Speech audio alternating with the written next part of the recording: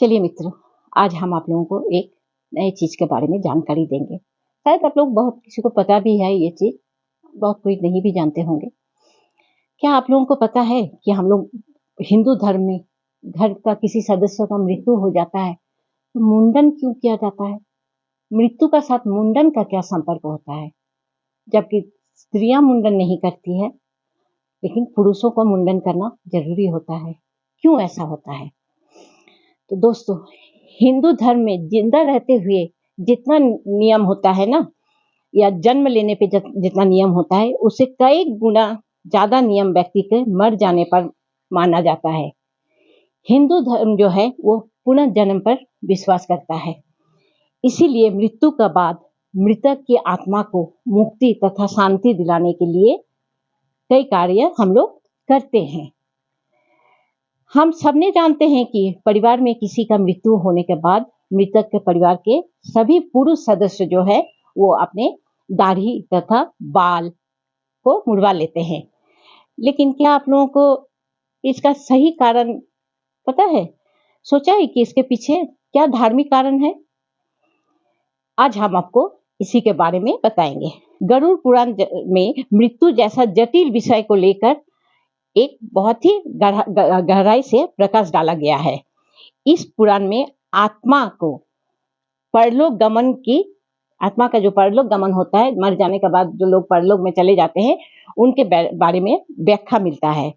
गरुड़ पुराण का अनुसार नीति नियम से किए गए कार्यों से आत्मा को बहुत संतुष्टि मिलता है और उन्हें अगले जन्म यानी नए जन्म के लिए नए शरीर में प्रवेश करने का उनका द्वार खुल जाता है। ये सब नियम करने से मृत्यु होने पर पूरे परिवार के पुरुष अपना चेहरा तथा माथा के बाल निकाल देते हैं। आखिर ऐसा क्यों? चलिए अब हम लोग देखें। मित्र, इसका पहला कारण तो है स्वच्छता। स्वच्छता को ध्यान में रख के ये चीज किया जाता है, क्योंकि मृत्यु का बाद हम लोगों का शरीर से एक तरह का जीवाणु निकालते रहता है, बैक्टीरिया निकलता है। और मृतक व्यक्ति के घर के सभी सदस्य जो है वो मृतक का जो डेड बॉडी है उसको बार बार छूते हैं, उसके ऊपर गिर के रोते हैं, बिलखते हैं। इससे क्या होता है, वो जो बैक्टीरिया या जीवाणु है ये हम लोगों का शरीर में भी प्रवेश कर जाने का डर रहता है।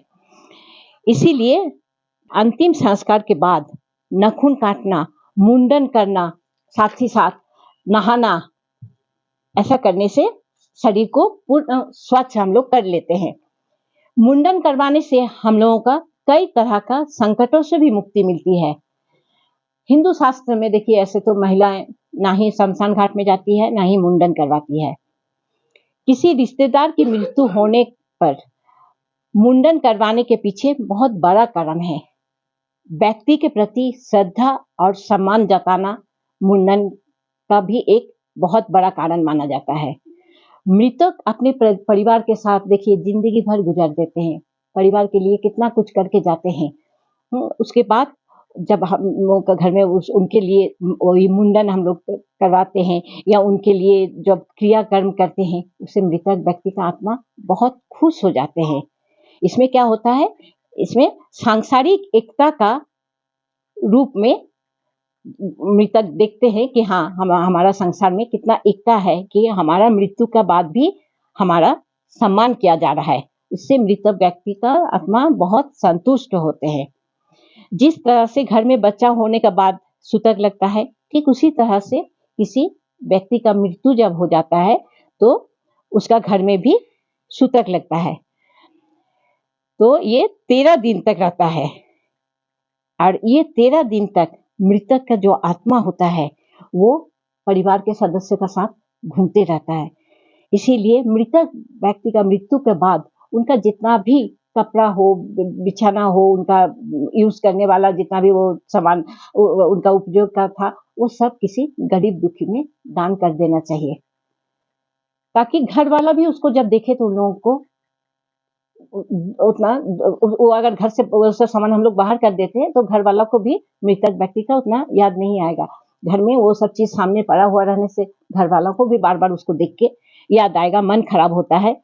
गरुड़ पुराण के अनुसार मृतक की आत्मा अपनी मृत्यु को मानने के लिए तैयारी नहीं होते हैं, इसलिए कुछ दिनों तक उनका आत्मा हमारे घर के आसपास के सभी लोगों के पास घूमते रहता है। फिर उन लोग आत्मा क्या करते हैं, अपने परिजनों से संपर्क करने का कोशिश करता है, और संपर्क के लिए सबसे सहायक सिद्ध होता है माथा का बाल। बाल से जल्दी आत्मा किसी का शरीर में घुस सकते हैं, इसलिए इस संपर्क को भी तोड़ने के लिए मुंडन किया जाता है। यही है मुंडन का प्रमुख कारण। चलिए मित्रों, अगर मेरा वीडियो आप लोगों को अच्छा लगा तो जरूर शेयर कीजिए, सब्सक्राइब कीजिए। नमस्कार।